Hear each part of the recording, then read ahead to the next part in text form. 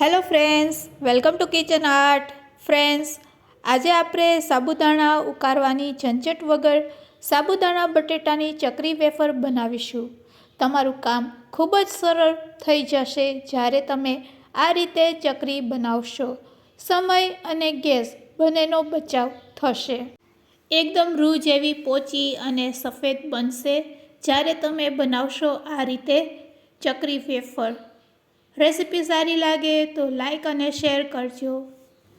અને જો તમે મારી ચેનલ ઉપર નવા હોય અને મારી ચેનલને હજુ સબસ્ક્રાઈબ ન કરેલ હોય તો સબસ્ક્રાઈબ કરી બાજુનું બેલ બટન દબાવવાનું ભૂલશો નહીં, જેથી કરીને તમને મારા નવા વિડીયોનું નોટિફિકેશન મળતું રહે. સાબુદાણા બટેટાની ચકરી વેફર બનાવવા માટે અહીંયા આપણે 1 વાટકી સાબુદાણા લેશું.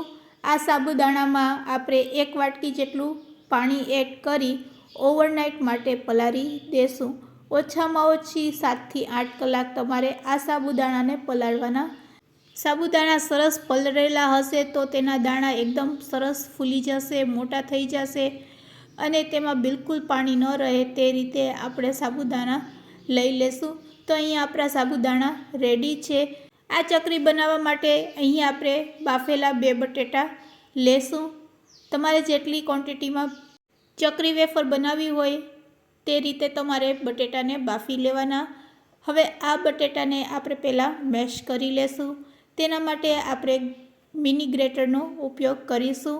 ગાજર અને દૂધીને ખમરવાની જે ખમરી હોય છે તેની મદદથી આપણે તેને ગ્રેટ કરી લેશું. તો તમે જોઈ શકો છો ખૂબ જ સહેલાઈથી આ રીતે બટેટાનો છૂંદો થઈ જાય છે. બટેટાને એકદમ મેશ કરીને લેવાનો છે, તેના માટે આપણે આ મિની ગ્રેટરનો ઉપયોગ કરીશું. તો અહીં આપણા બંને બટેટા સરસ મેશ થઈ ગયા છે, તમે જોઈ શકો છો. બસ હવે તેમાં આપણે સાબુદાણા એડ કરી દઈશું. ફ્રેન્ડ્સ, અહીં આપણે સાબુદાણાને બાફતા નથી, ફક્ત આ રીતે પલાળેલા જ સાબુદાણાને આપણે બાફેલા બટેટામાં એડ કરી દઈશું. બાફેલા બટેટામાં સાબુદાણા એડ કર્યા પછી હવે તેમાં આપણે સ્વાદ અનુસાર મીઠું એડ કરી દઈશું. મીઠું એડ કર્યા પછી તેમાં આપણે આદુની પેસ્ટ એડ કરશું અડધી ચમચી અને કોથમીર એડ કરી દઈશું. સાથે સાથે ચીલી ફ્લેક્સ પણ એડ કરી દઈશું. ફ્રેન્ડ્સ, અહીંયા તેનો કોઈ ચોક્કસ માપ નથી. તમારા સ્વાદ મુજબ તમારે તીખાશ વધારે જોતી હોય તો ચીલી ફ્લેક્સ વધારે એડ કરી શકો છો. બસ હવે હાથેથી જ આને મેશ કરી લેશું, જેથી કરીને સાબુદાણા છે તેનો આપણે સરસ છૂંદો કરી શકીએ.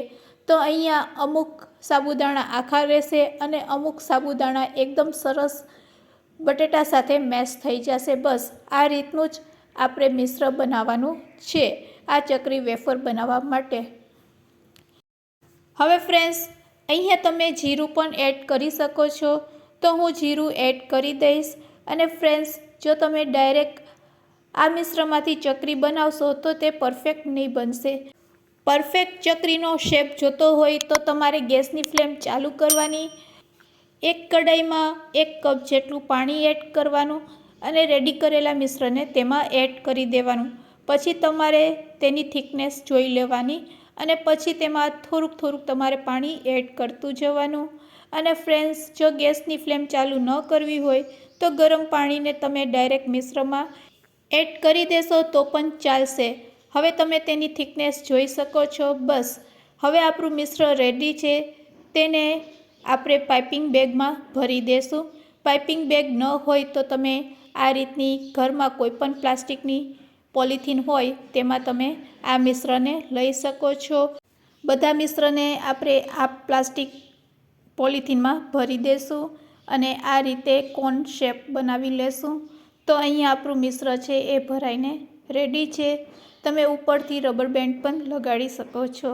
તો ચાલો હવે આપણે ચકરી પાડીશું.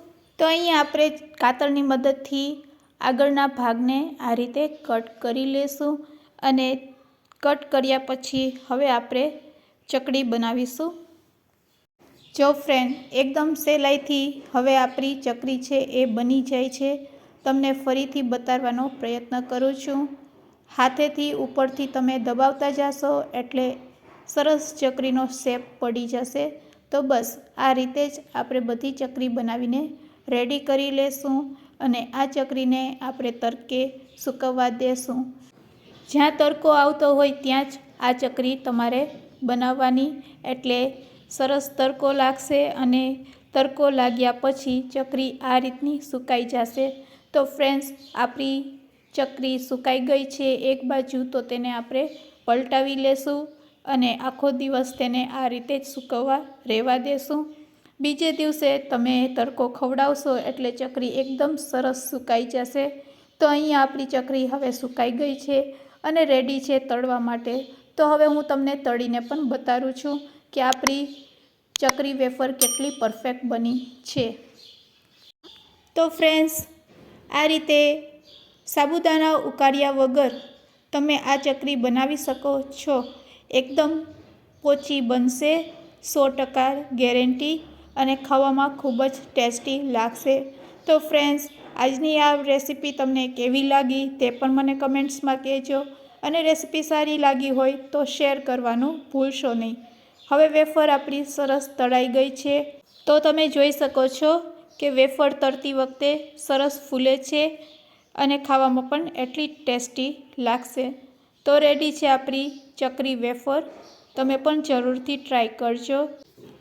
એકદમ પોચી અને ક્રિસ્પી એવી ચકરી વેફર રેડી છે. આ રીતે બનાવેલી વેફરને તમે 1 વર્ષ સુધી સ્ટોર પણ કરી શકો છો. રેસીપી સારી લાગી હોય તો શેર કરવાનું ભૂલશો નહીં. Thanks for watching.